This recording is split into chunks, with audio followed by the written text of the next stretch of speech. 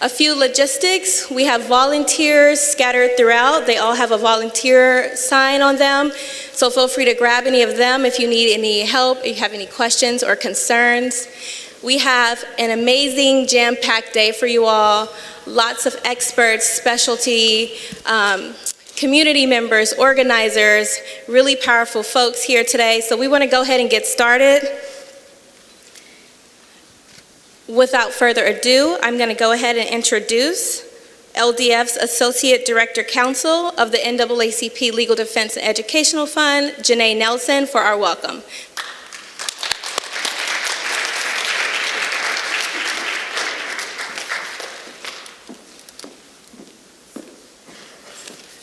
Thank you, Keturah. First, let me just stop and say thank you so much for Keturah and John from the Legal Defense Fund for putting this together with our community partners.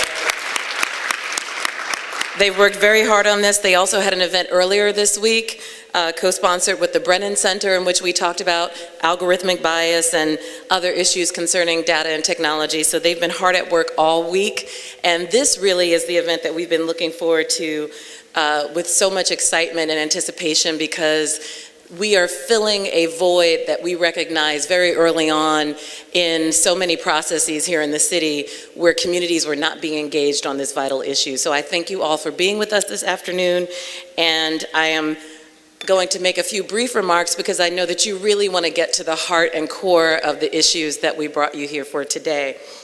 So thanks first for taking the time to join us, to learn more about how data and technology are used in our daily lives to impact and affect decisions about individuals and our communities.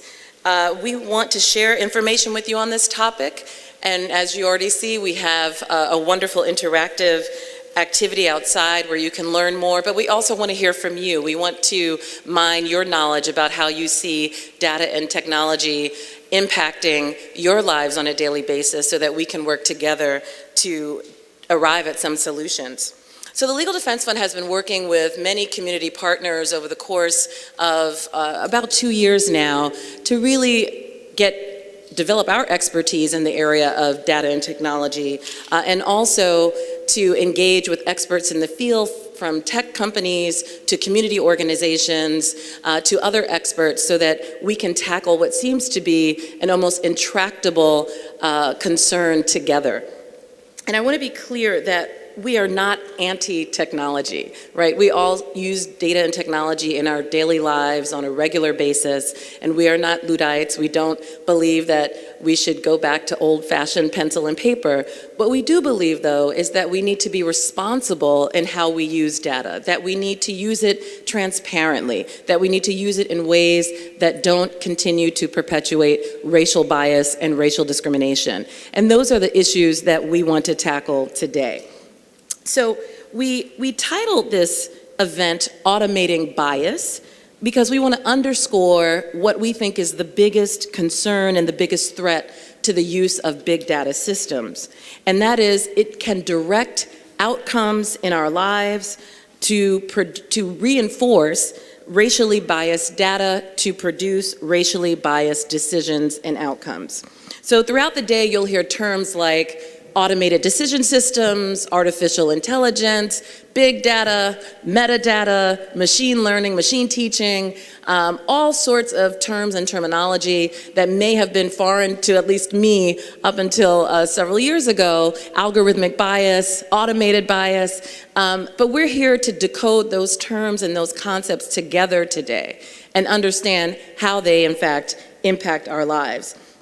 The critical point to take away is that while the use of technology can streamline information, can make our lives run more smoothly in some ways, it can speed up the aggregation and the analysis of important information, there are serious concerns that can result when we don't use it responsibly. And we are most concerned with the impact that it can have on marginalized communities, and particularly low-income communities and communities of color. And let me just break down what I'm sure you'll hear as a constant theme throughout the day, and that is when biased data goes into a system, biased outcomes and decisions come out of that system. Dirty data in, dirty data out.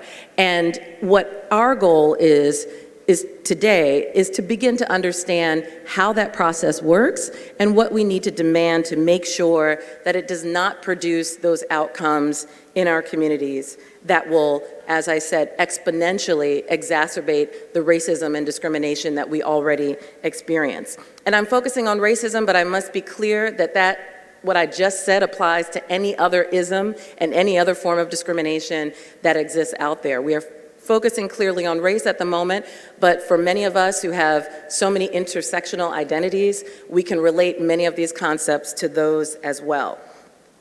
So the issue of automated decision systems and the way in which data and technology merge together is very multi-layered. And the purpose of this gathering is to unpack those layers together and fully understand the dangers that they pose. We will be identifying solutions. You will be breaking out into workshops and working groups to work with experts in the field, those who are impacted by decisions in various areas like housing and predictive policing and educational decisions, and also talking about ways in which we can tackle the potential discrimination that comes out of those processes in those particular fields and the demands that we need to make as a community of our city leaders, of our state leaders, and of private actors. I want to make sure that we underscore this is not just a matter of government interference, it's also a matter of private actors. All of those private actors that we use on our social media and our daily use of technology that also intersect with this information.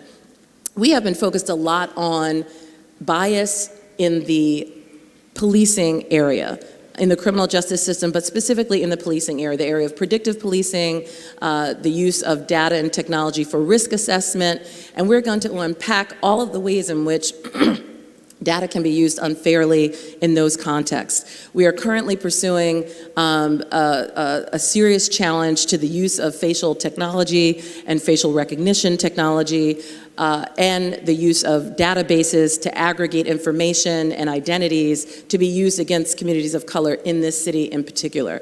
We will get into some of that discussion today, but those are just some discrete examples of how this information can be used in ways that seriously detriment our community and link directly to mass incarceration, to the school-to-prison pipeline, and to the destruction of Black communities. So I thank you so much for being here today, and I again want to reinforce the invitation that I extended at the very beginning, and that is, this is a two-way street. We want your engagement. We want to hear your experiences about data and technology. We want to understand what your communities are most concerned about and the best way to translate that information to them and to engage them more in this process. It often feels daunting, it feels impenetrable, but we can tackle this.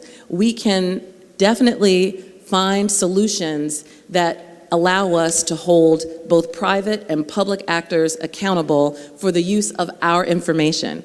And if we walk away with nothing else, we should know that it is ours and it should not be wielded against us. So thank you so much for being with us today, and I look forward to interacting with you and hearing more about your thoughts and concerns.